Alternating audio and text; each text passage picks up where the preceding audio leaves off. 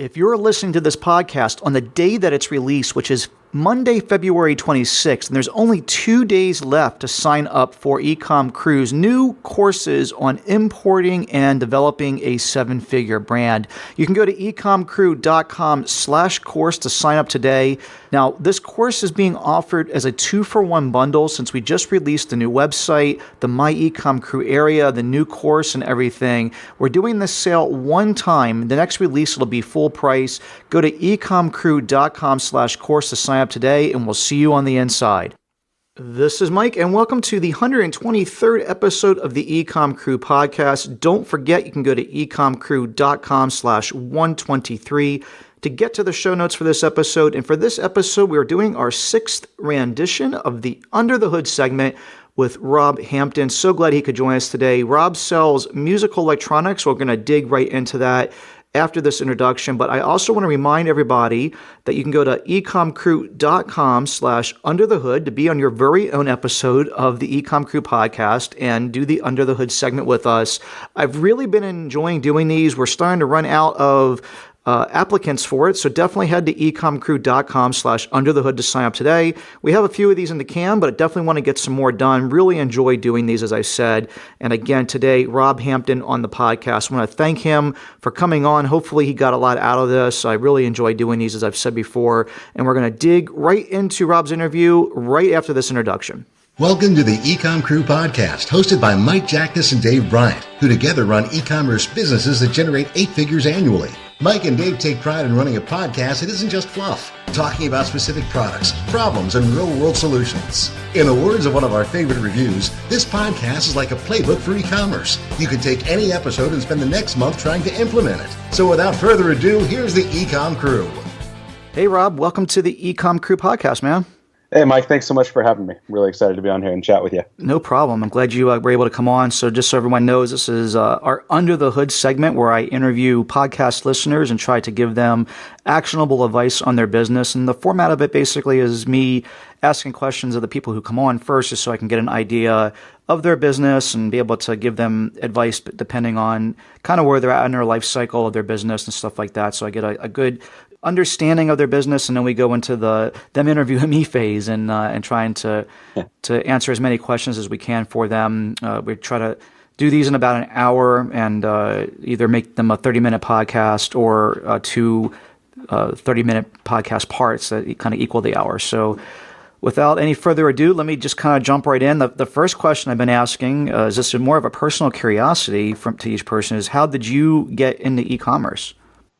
Yeah, so I actually got into e-commerce a little over 3 years ago. My dad was selling some stuff, all wholesale, and he had some stuff that there were some issues with MAP violators, and he was just wanting to offload some product.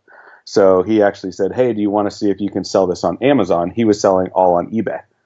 And I said, yeah, sure, I'll give it a shot, thinking, maybe I'd be able to sell the stuff that he sent to me over the course of a few months, and it all ended up selling in the course of about a week. And so that definitely got my interest peaked very quickly. Yeah. And so that launched a journey into wholesale, and I did wholesale for a little over a year and actually sold that business to get startup capital to do my own brand. Okay, so the wholesaling you were buying from existing manufacturers that either didn't have MAP pricing or regulations about selling on Amazon, and then just sold their stuff on Amazon for them. Yep. And I ended up kind of more than just being another seller, one of 100 on one listing. I was really pursuing the route of, how can I add value to their brand by what I'm learning from guys like you with listening to podcasts of how can I make the listing better. So I would go to these brands and I would say, hey, I see you're selling this product. Can I improve your listing and take care of all of your Amazon sales for you as a wholesaler? And so that was kind of my approach, and it worked pretty well. Gotcha. And I think 3 years ago, there was definitely a lane for that. I think that's even been arbitraged now, or I'm not sure arbitrage is the right word, but it's become a lot more competitive because there's a lot of people that go out there and try to find these types of companies. And now those ones that haven't had their brand improved are becoming fewer and fewer. Yep. And it's a shame because, I mean, we've done it for a couple of companies ourselves and in our niches where we have relationships, and it's been great for us. But yeah, there's definitely not a whole lot of those out there. And at the end of the day, you still don't own the relationship. Like, there's no guarantee that it'll continue. Yep, very true. Cool. So I guess then about 2 years ago, it sounds like you sold the wholesale business, raised some capital, and then dove into what I'm guessing was a private label brand. Yep. And now the private label brand is kind of morphing. I'm doing a hybrid model of private label and original product development. And the goal is that I will move entirely original designs in the future. And the private label stuff is kind of funding that. Got it. Excellent. So, and let's talk just real quick. What niche are you selling into? I'm in the electronics category. Okay, electronics. Excellent. And so it's been about 2 years. So let's talk about sales each of the 2 years. What did you do in, I guess it would have been 2016, and then what are you at for 2017? Yeah, 2016, I think total revenue was probably right around 100,000. And then this year has been a major down year because I ran into some issues with my manufacturer. I was selling a Bluetooth product, and Bluetooth is, I've come to find out, quite complicated. You need to get a license from Bluetooth for a number of different things. And so I jumped through all the hoops for Bluetooth, and then my manufacturer ended up seeing how well I was doing on Amazon, came in, undercut me, and actually ended up using all my Bluetooth licensing information. It was just this whole debacle. So I spent the last 6 months kind of recovering from some of that, and just launched a original design that was similar to the original private label about a month ago, and launched another private label product about 3 months ago. So I'm probably, all that said, probably at about 45, maybe 50,000 for this year, and hope to finish it around 60. Okay. Well, I'm sorry to hear the struggles you had there. Unfortunately, business is never just a straight road up. We've had our share of struggles, and it sounds like you're at least kind of on the other end of that now, and I definitely wish you the best of luck in 2018. Yeah, thanks. And as far as margin on that, on the 50K, let's say, or 60K you plan on doing in 2017, what are you netting on all that? About 30% on average. Okay, well, that's definitely a great net margins, man. So you're looking at a 15K profit on your 50K. Yep. Excellent. And do you sell just on Amazon, or do you have other channels as well? I sell on my own website, which is hosted through Shopify, as well as eBay. But I would say about 90% of my sales come through Amazon, and the other 10% through my website and eBay. Okay. So 90% there, and I'll put like a 5 on eBay and 5 on your own website. Yeah, that's about right. Gotcha. Okay. And moving through like 2018 and 2019, like what are your goals? Do you have like a revenue goal you're trying to get to? Or are you trying to, are you doing this full time right now? I'm guessing at 50K, you're probably doing this as a side hustle. Is your goal to be able to do this full time? And what are you kind of thinking there? Yeah, so this is a side hustle right now. I am hoping that about 8 months from now, it could be a full-time thing. And I actually really appreciated Dave's kind of reverse engineering your goals in a couple podcasts back. And I'm taking that approach where I decided, okay, I want to do $1 million in revenue next year. So here's the steps I need to do, and here's the amount of products that I need to launch to reach that. So that's next year's goal, is $1 million in revenue. Gotcha. Okay. And as a part of like extrapolating that out, have you been able to determine if you have the cash flow to be able to do that? Because that's a big jump to 10x yourself or more for next year. Yeah. Yeah, that's definitely something I'll be needing to figure out. So far, I've bootstrapped everything, and I haven't taken any loans out, but I will probably be looking into either a business loan or potentially a investor. I've had a couple people approach me about investing, so I'm very softly exploring that idea as well. Gotcha. Okay. Excellent.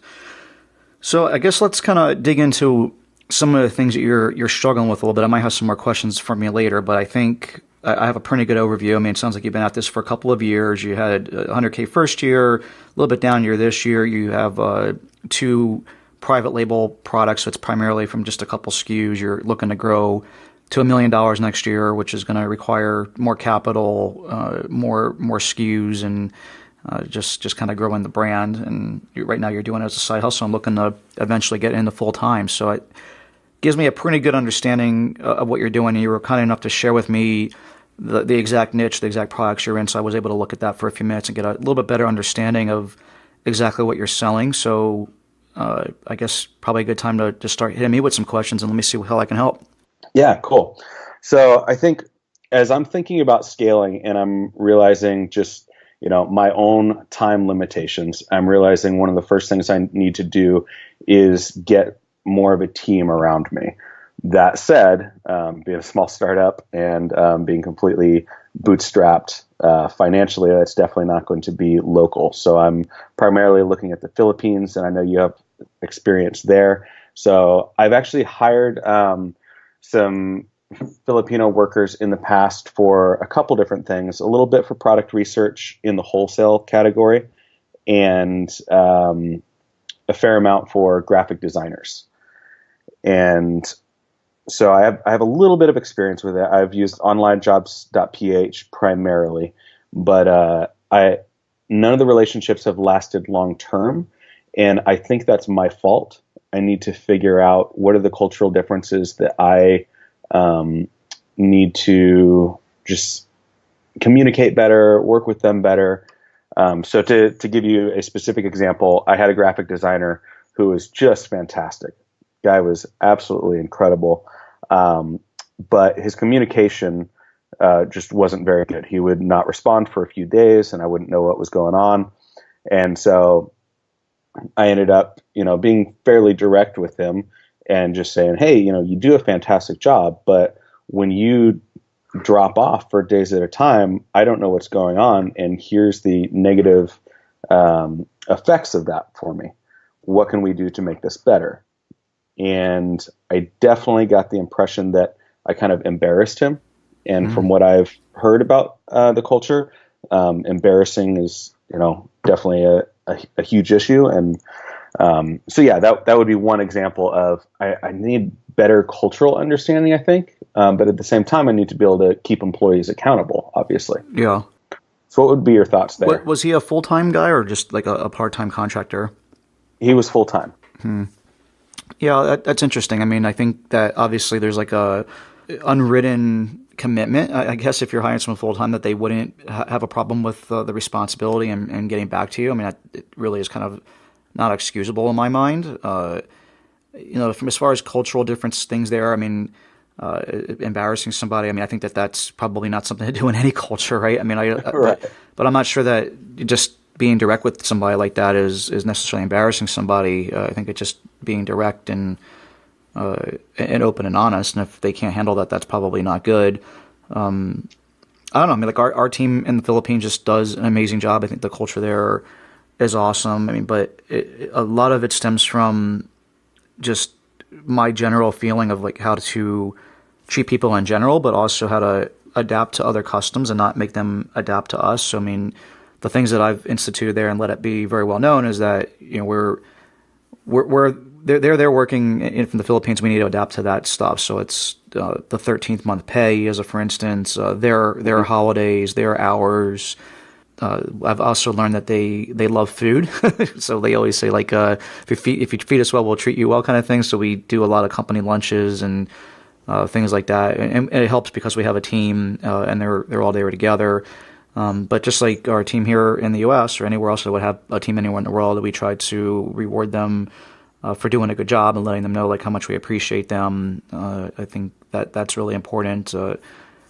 For me, like one of the biggest issues or things that's really helped is having just a great manager there. So someone that understands me really well, can communicate all that stuff on a day-to-day basis. So it's not just a couple random employees here and there.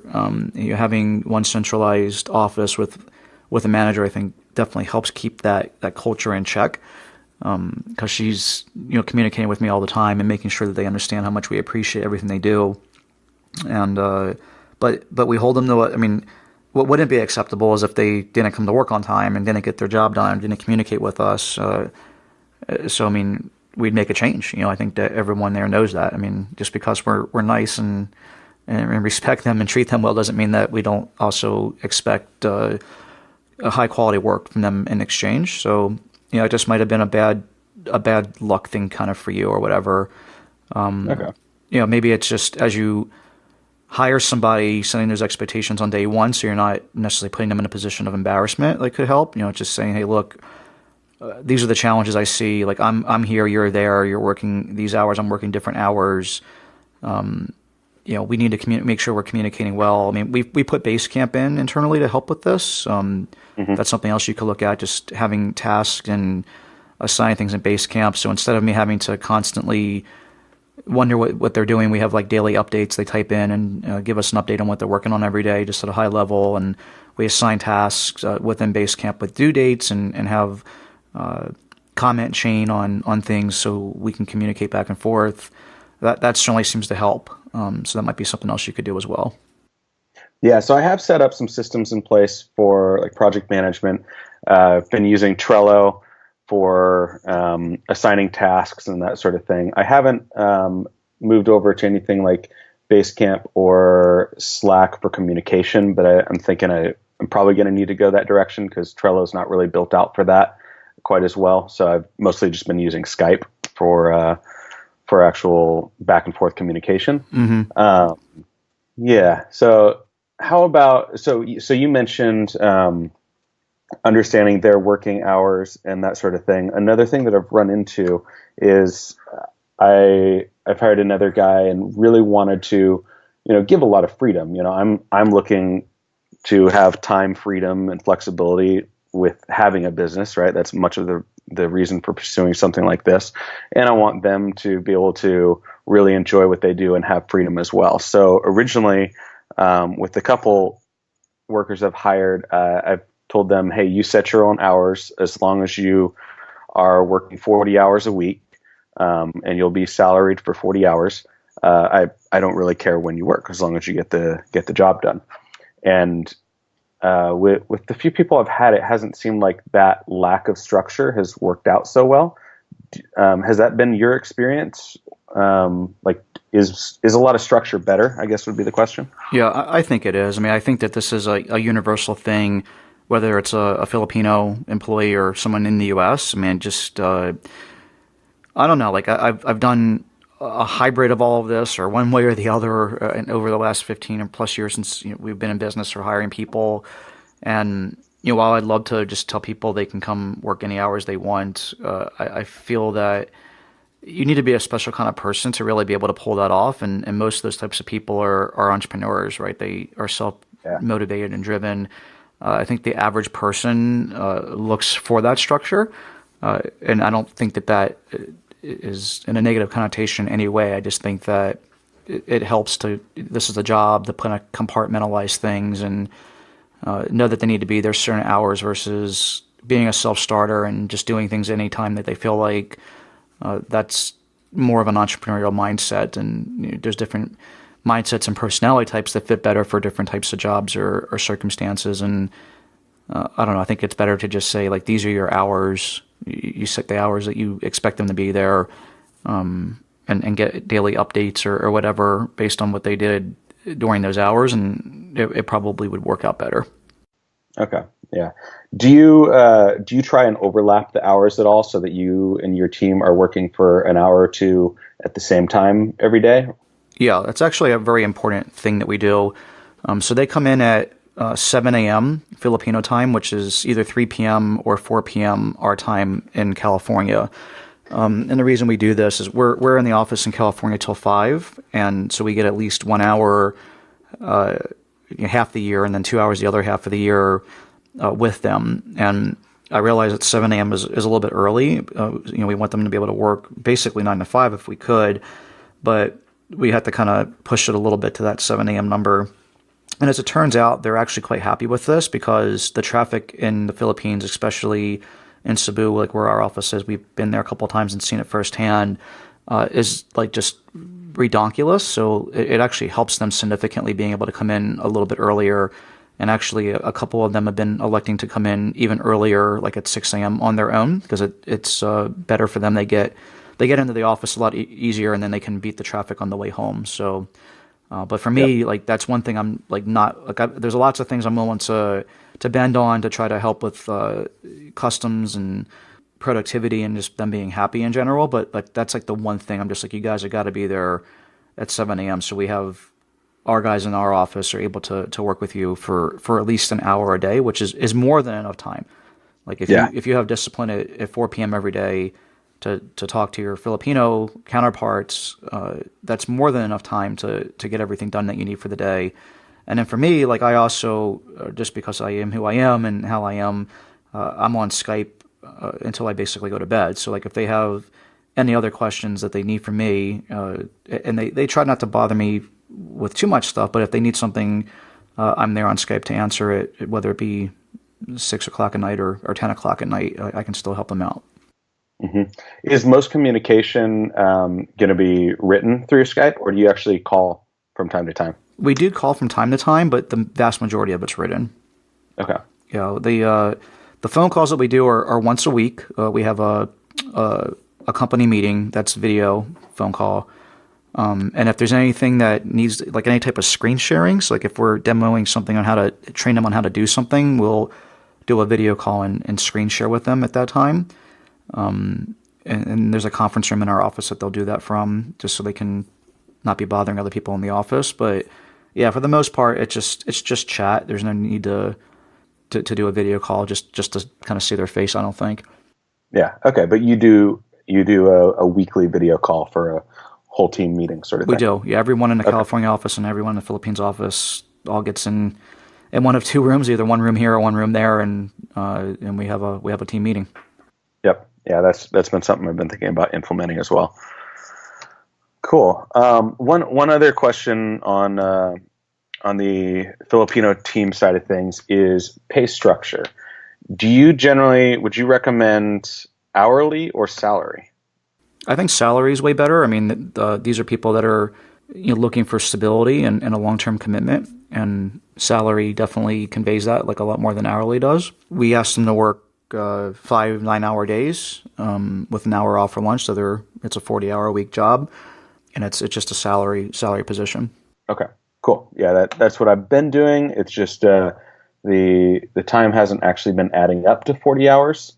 So I've been wondering if maybe they're just not as used to a 40-hour work week, but it sounds like they are, and maybe I've just had a couple one-offs, and I need to improve on my communication, I think. Yeah, I don't think that's a problem at all. I think, in fact, from what I gather, most of them are working 6-day weeks for traditional companies over there and longer than 8-hour days. So like we give them a better quality of life than I think that they're used to in general. Gotcha. What other sorts of benefits, bonuses? I know you mentioned 13th month. What sort of things do you think through there? Yep. So I mean, the 13-month pay is it's actually interesting. When we lived in Costa Rica, they had a similar program there. But basically, it's the first year that they're there, it's prorated. So if they work 6 months, they get half of it, and then obviously if they're there for the full year, they get a full month's extra salary in the month of December.